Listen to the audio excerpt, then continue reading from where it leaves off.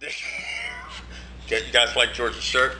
Look, let me tell you what George and I have been through. This shit has been crazy, man. We taped twice Saturday night, okay? Because one time George forgot to turn the camera on, so we did a whole taping. Camera was never fucking on. Then we taped it again, and the audio was fucked up. Oh, and one of you bitch-ass faggots hacked into our account and tried to be cute. Not cute, not funny. Yeah, we got you. Anyway, moving on to Strikeforce Houston, which happened Saturday night. Yeah, we're late. Yeah, we're late, but we're going to talk about it. In the first fight, right off the bite.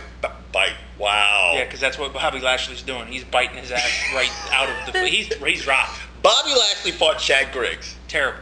Okay, who's Chad Griggs? There you go. Yeah. That's the right thing. Because I don't know who Chad Griggs is.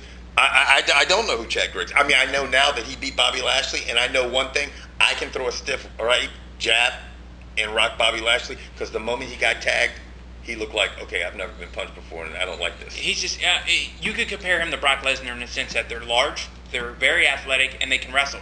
Except for the problem is Brock Lesnar has learned and adapted. If we watch Brock Lesnar in his last fight, he choked the guy out in a similar position that Bobby Lashley had Chad Griggs. Yeah. Bobby Lashley had no idea what to do when he's in the mount. Yeah, and I mean, rotten.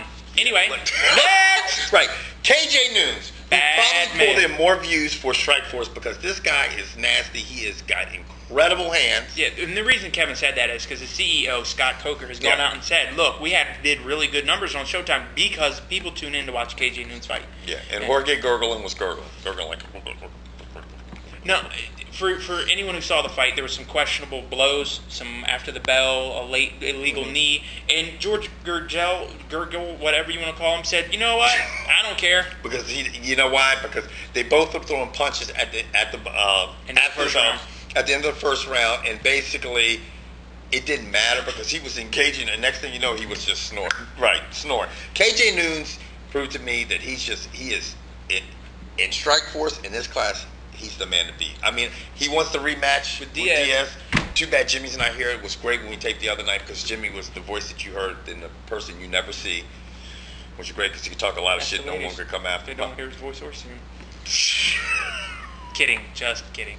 So, next fight. Ronaldo Souza versus Tim Kennedy. And Tim Kennedy says he wants to go another 5 rounds. Tim Kennedy press, and he stopped every punch with his face. Yes. I don't know why he's upset he lost the fight. It was pretty boring. It actually put him to sleep. What? That fight. I was snoring like shit, Shorty. Now, you gotta be hot in that outfit, man. Your balls sweating? No, not Speaking yet. of balls sweating. Can we finish this card before we break out into a commercial? Golly, man. Look at him. Kevin want to talk about my big sweaty balls. I don't want to talk about George's balls. I just want to talk about this product that I find very entertaining. But another thing that I found entertaining was King Mo versus Fei Xiao.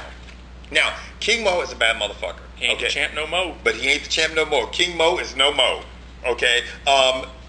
This guy, Fei Xiao, it told me one thing.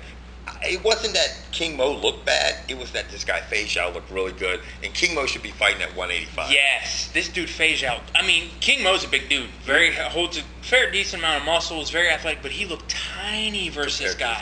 Man. This dude was huge. His back was massive. I mean, just humongous. You think about the guys in MMA that come down to 205. There's some big guys like Forrest Griffin that suck down. I mean, you come up against some big fucking guys. What, the biggest dude, I don't know how this cat makes weight, is Nate Marquardt. Nate Marquardt is huge, humongous. Man. Yeah, he's like a bodybuilder in the MMA, right? Anyway, Muhammed Lawal lost. Now, with that said, you've had the 205 champ lose, big name for them.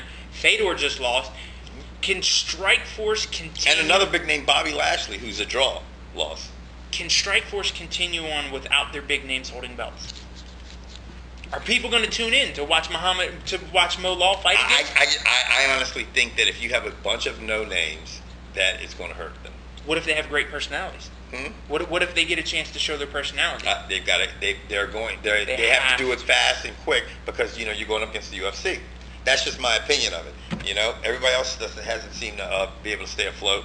And now these guys, a lot of what Strikeforce has done, and if you've noticed, they signed people like Herschel Walker. They signed big mainstream names because they know that they're going to. All these people that love to watch Bobby Lashley wrestle in WWE are going to tune in to watch him fight. And Herschel Walker. Come on, motherfucker. Fuck you, George. Fuck you. That man's robbing. Okay. I'll never watch him fight again. Anyway, honestly, you know what? I want to know who right now, in your opinion, who's the biggest draw? Who do you want to see fight next in Strikeforce? Just a fighter. Sure. Nope. Not for me. You mean for all the people who fight? Everyone on the Strikeforce roster. If you could pick one fighter that you want to tune in and see, I know all you Fedor people are Fedor. No, you know who I want to watch? Who? That Brazilian chick, Cyborg. Oh yeah. I want to watch her fight more than anyone else. Yeah, she punishes cats. There was that was WEC. Yeah, Cyborg might could be some of them lightweights. I don't know. Anyway, we don't do free plugs. We don't do plugs, period, because no one even likes us enough for us to plug their items. Yeah, but we're going to have to talk about this shit because seriously, George had sweaty balls the other day and he's really concerned about it. And people...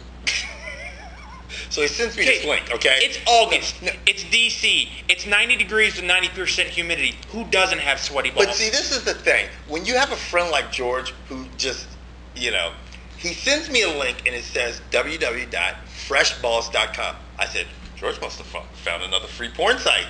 So, of course, I'm like, let's see what this is about. And freshballs.com is actually a product.